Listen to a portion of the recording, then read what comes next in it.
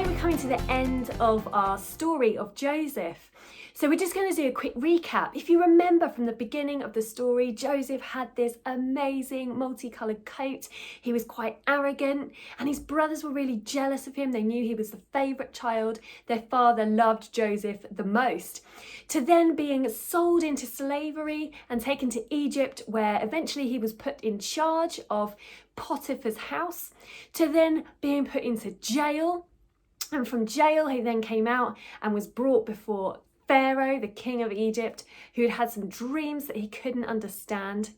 And then Joseph, with God's help, was able to interpret the dreams. And they knew there'd be 7 good years followed by 7 bad years where there was going to be a famine, there wouldn't be enough food to go around.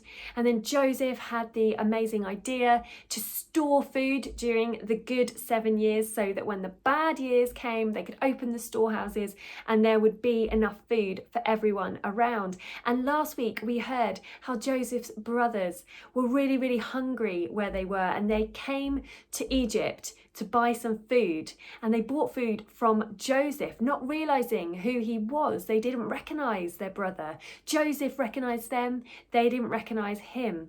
And Joseph sold them the food, but kept one of them behind in jail in Egypt and told the others they could go home, take food for their families, on the promise that they would come back to Egypt and bring their youngest brother with them. Joseph's brothers went back to their father and told him what had happened. "We have food for everyone, but the man in charge told us we must go back to Egypt and take our youngest brother Benjamin with us." Jacob, their father, was very upset.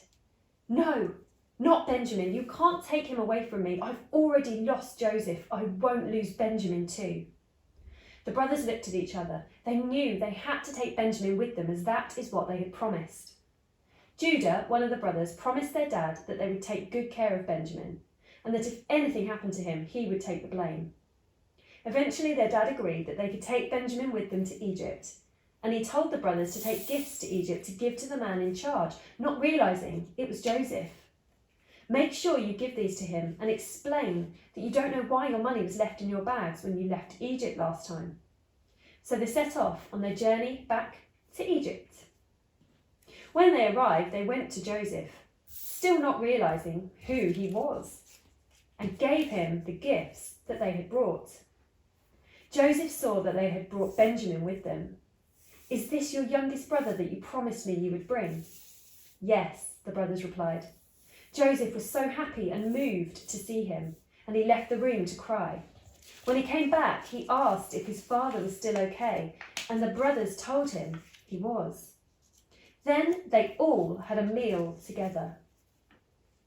The brothers still didn't know that this was their brother Joseph in front of them, so they felt quite nervous and wondered what would happen next.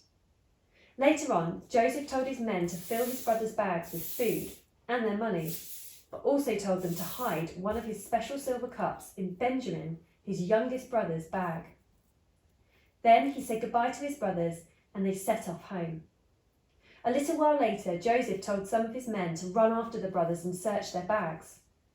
When they did, they found Joseph's special silver cup hidden in Benjamin's bag. The brothers were so shocked and scared. They were all dragged back to Egypt and threw themselves before Joseph. "Why did you do this to me?" Joseph asked them.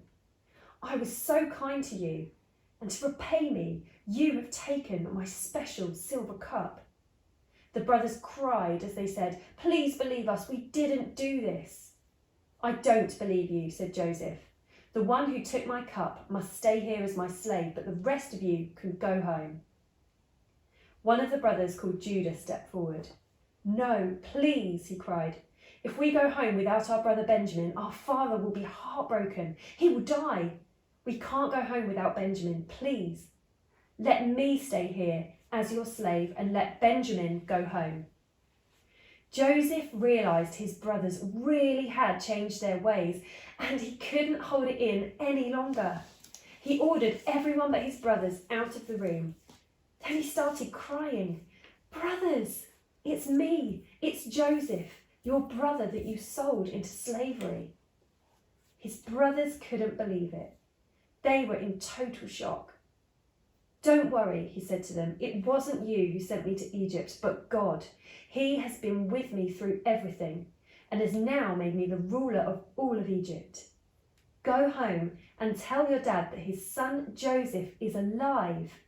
Then bring him here with your families, and you can all live here near me. I will take care of everything for you.